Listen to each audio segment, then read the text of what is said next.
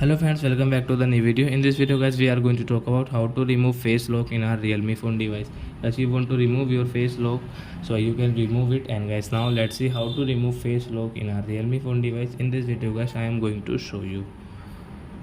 And guys, how can you delete your face lock? So friends, first of all, we will have to on our phone setting. Then guys, scroll and guys, click on your password setting. Tap here. Guys, click on face. And guys, draw your pattern,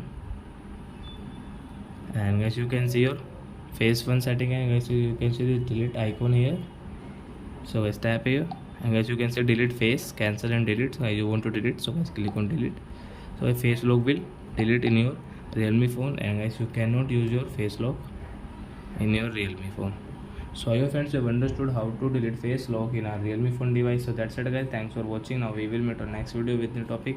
Before going, please go and like my video, subscribe my channel. Bye bye friends.